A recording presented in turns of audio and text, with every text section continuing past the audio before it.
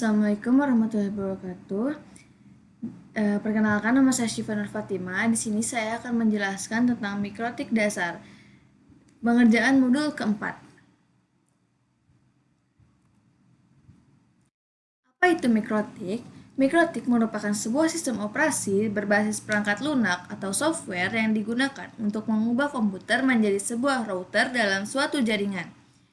Menggunakan sistem operasi yang berbasis Linux dan menjadi dasar bagi router jaringan, sistem operasi ini sangat ideal untuk mengelola administrasi jaringan komputer dengan berbasis skala, mulai dari kecil hingga besar. Nah, selanjutnya adalah sejarah mikrotik.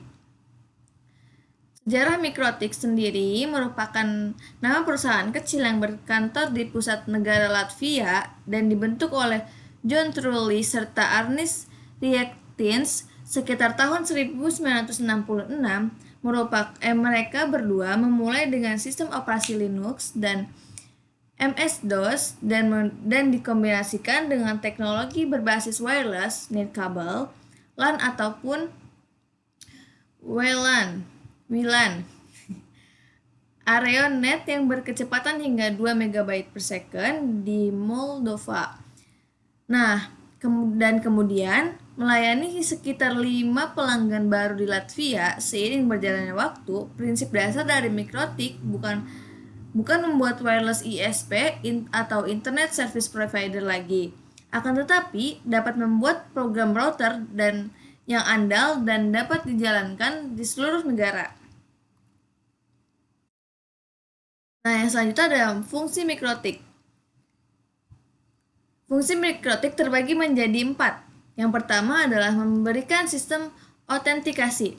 Fungsi yang pertama dipergunakan untuk membantu dalam memblokir situs yang mengandung konten yang dilarang tegas oleh undang-undang. Dan yang kedua, dapat diaplikasikan sebagai billing hotspot. Mikrotik ini dapat diaplikasikan sebagai billing hotspot sehingga akan mempermudah dalam konfigurasian serta pembagian bandwidth pada jaringan. Nah, yang ketiga adalah konfigurasi jaringan lokal. Dengan menggunakan mikrotik, mampu untuk mengatur dan mengonfigurasi LAN atau Local Area Network yang menggunakan PC mikrotik router SO dan hardware yang berspesifikasi lebih rendah. Nah, yang terakhir ada konfigurasi LAN dan pengaturannya. Dapat dilakukan dengan hanya mengandalkan PC mikrotik router OS dengan spesifikasi perangkat keras yang sangat rendah. Nah, selanjutnya ada router OS. Mikrotik, apa itu router OS? Mikrotik router OS jenis yang pertama adalah mikrotik router OS di mana sistem operasi yang dipakai berbasis Unix dan memiliki kelebihan dan juga menyediakan fitur mulai dari paket router, break, firewall, proxy server, hotspot, dan lain sebagainya. Cukup dengan menggunakan sebuah operating system atau OS, Anda sudah dapat dan mampu untuk membangun router sendiri ya guys. Yang selanjutnya adalah router board. Apa itu router board? Jika sebelumnya router OS memanfaatkan sistem operasi perangkat lunak, maka router board merupakan perangkat keras atau hardware yang dikembangkan oleh perusahaan mikrotik. Router board berukuran sangat kecil dan lebih praktis. Kemudian Anda juga dapat melakukan proses instalasi router OS pada router board yang telah terkonfigurasi dengan baik. Nah, router board terdiri dari sebuah prosesor, ROM, RAM, dan flash memory, yang mana harga di pasaran tidak terlalu mahal. Terkait dengan harganya sendiri, rata-rata sekitar 600 hingga 800 ribu rupiah saja untuk pembelian perangkat router board. Selanjutnya yaitu fitur mikrotik. Dalam sistem ini terdapat ada fitur apa saja dalam mikrotik? Yang pertama ada address list yang berfungsi untuk mengelompokkan IP address berdasarkan nama. Yang kedua ada Asyronos berfungsi sebagai pendukung serial PPP, dial in, atau dial out. Nah, yang ketiga ada bounding, mendukung pengombinasian beberapa interface Ethernet di dalam satu pipa. Yang ketiga ada break, mendukung fungsi break, spinning tree, multi-break interface, dan breaking firewalling. Nah, yang kelima ada data rate management, berfungsi untuk menggunakan bus, PCKey, RAID FSKey, FIFO, QW, CIR, MIR, dan limit peer-to-peer. Nah, yang selanjutnya ada firewall dan NAT dapat mendukung penyaringan koneksi peer-to-peer, source NAT, dan destination NAT.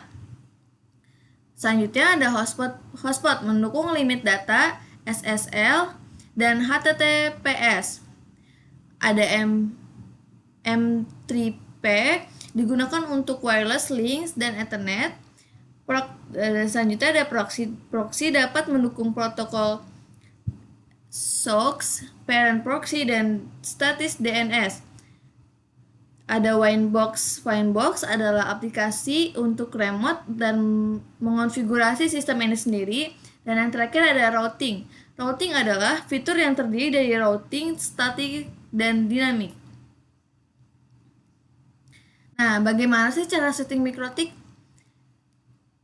Bagaimana proses untuk menghubungkan mikrotik dengan jaringan internet? Nah, yang pertama, harus melakukan konfigurasi terlebih dahulu mengenai beberapa hal seperti IP address, default route, NAT masked, DNS server, DHCP server, dan paging. Nah, setiap proses tersebut dilakukan dengan berurutan, mulai dari mengatur IP address pada interface atau antarmuka yang terhubung dengan jaringan ISP. Setelah itu, dapat memasukkan IP dan coba lakukan tes. Tes apa itu?